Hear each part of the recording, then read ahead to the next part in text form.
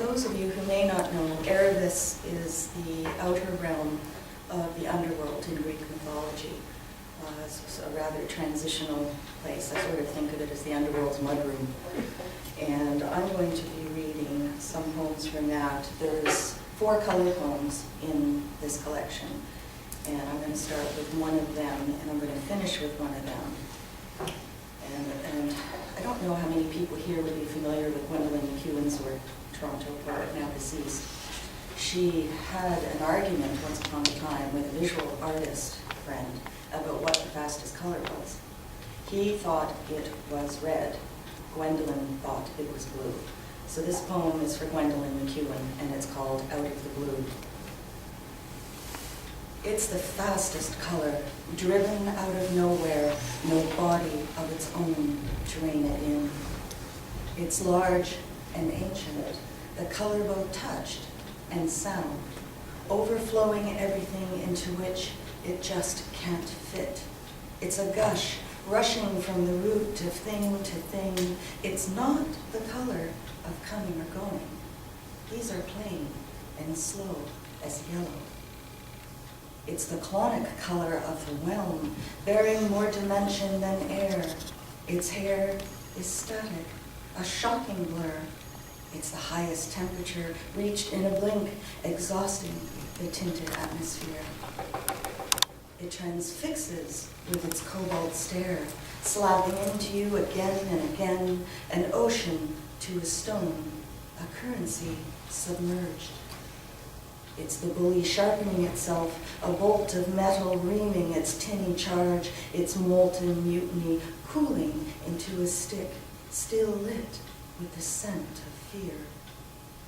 It's the color that can't find its way home, the lost one, its way forgotten.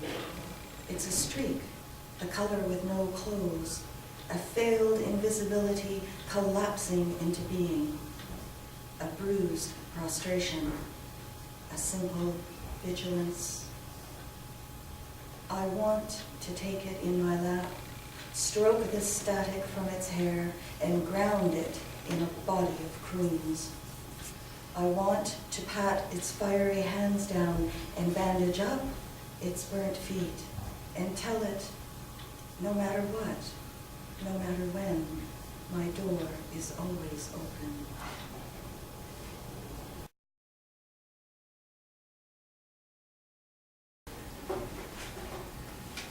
Anybody here do yoga?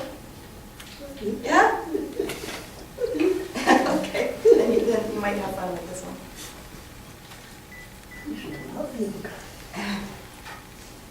Kundalini rising.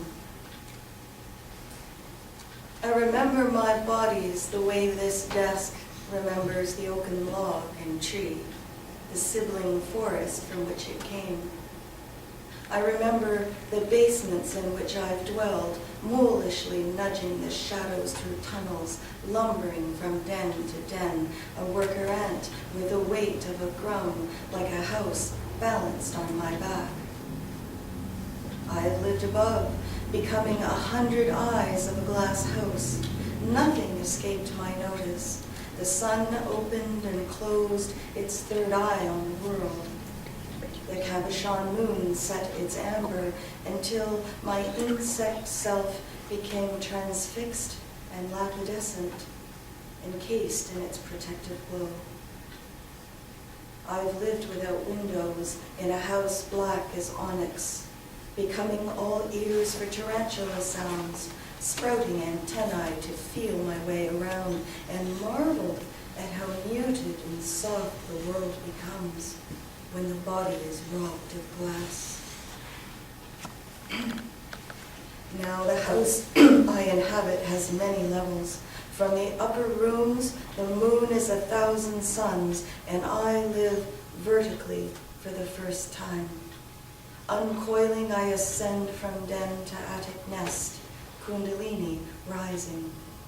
Meeting all my former selves, I slide past branches on the tree, giving roost to the delicate birds of memory, my tongue putting out the fire in my mouth.